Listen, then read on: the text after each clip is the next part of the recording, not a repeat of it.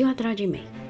Astăzi am să vă relatez unul dintre puținele cazuri în care știința și religia sunt de acord, și anume că undeva mai există ceva mai mare, puternic și inteligent decât mintea pământească și lumea materială tridimensională a planetei noastre. Atât comunitatea științifică, cât și masele religioase găsesc dovezi clare a orașului divin.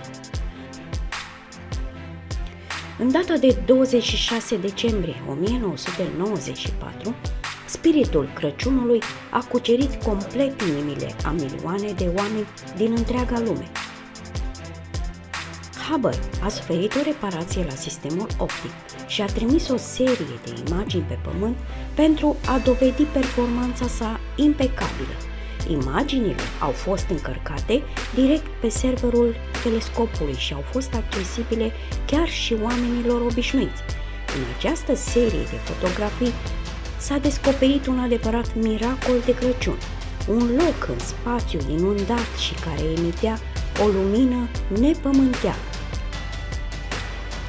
A apărut surprinzător, în timp real, pe mii de ecrane și dispozitive din America.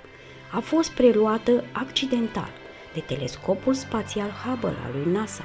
Puțin mai târziu, fotografiile orașului alb strălucitor au fost șterse și profund ascunse.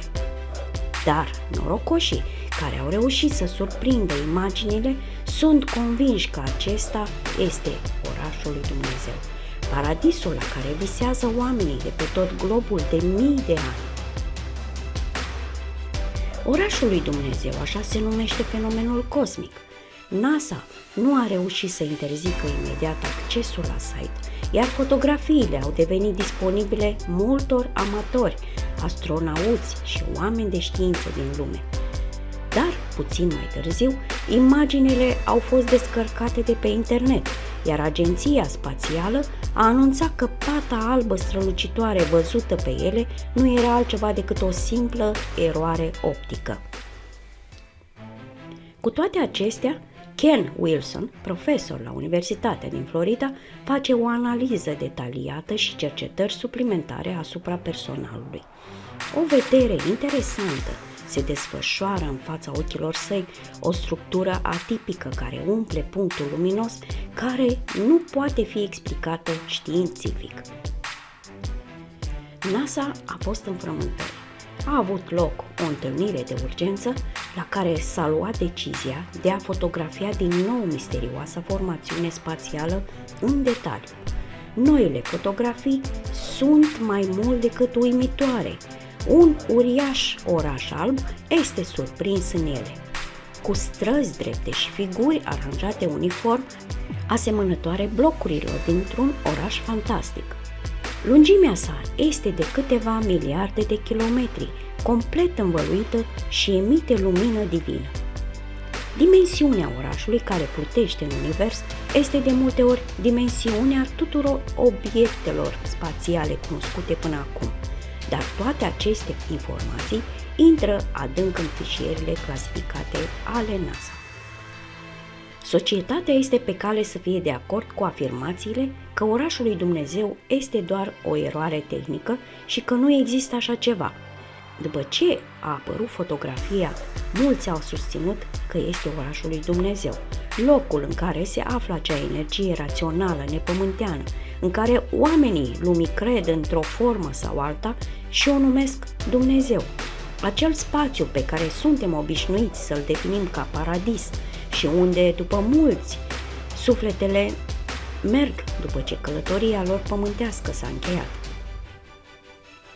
Unii credincioși susțin de asemenea că acesta este noul Ierusalim pe care profetul Ezechiel îl descrie în Biblie. Și m-a dus prin duh într-un munte mare și înalt și mi-a arătat orașul sfânt, Ierusalimul, care a coborât din cer de la Dumnezeu și a avut slavă divină, strălucind ca o piatră foarte prețioasă, ca un iaspiu, limpede ca cristalul. Orașul lui Dumnezeu nu are nici soare, nici lună. El este singurul corp luminos din această parte a cosmosului. Și Ezechiel scrie: și cetatea nu avea nevoie de soare, nici de lună ca să o lumineze, căci slava lui Dumnezeu a luminat-o. Aceste și alte exemple similare îi fac pe mulți să creadă că profeția s-a împlinit și că Dumnezeu trăiește cu adevărat în orașul sfânt. Cealaltă ipoteză posibilă este că, dacă acceptăm existența extraterestrilor ca un fapt și că cosmosul este locuit de diferite civilizații, atunci orașul lui Dumnezeu poate fi locuit de oricare dintre ei, o lume învăluită în mister pe care o putem ghici doar în acest moment. Interesant este că orașul, plutind în spațiu, este situat chiar în centrul Universului. Acest lucru este demonstrat de datele din numeroasele analize și calcule efectuate pe computer. Cu alte cuvinte, toate galaxiile se învârt în jurul anomaliei cosmice înregistrate de Hubble și acolo au fost acum miliarde de ani. Acest fapt confirmă în cele din urmă semnificația celui descoperit și ascuns de ochii oamenilor de mai târziu de orașul spațial strălucitor.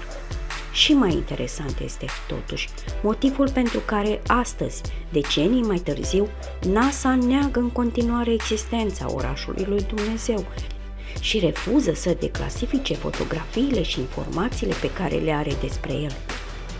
Și la rândul nostru, continuăm să ne întrebăm: ce au mai găsit în și în jurul ei și cine locuiește cu adevărat acolo în cele din urmă? Ce secrete și esențe sunt ascunse în orașul divin? Și când noi, oamenii obișnuiți, vom avea acces și cunoaștere a cel puțin unei mici părți a misterelor cosmice care locuiesc în univers?